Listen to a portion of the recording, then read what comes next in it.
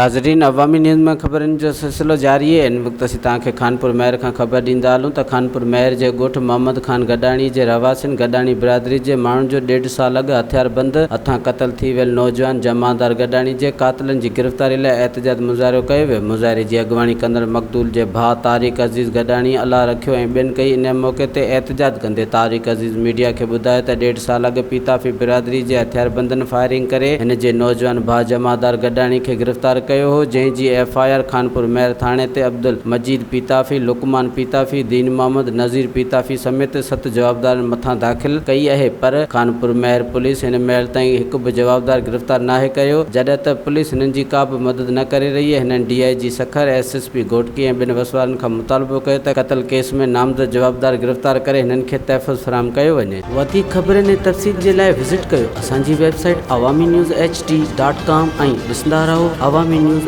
HD।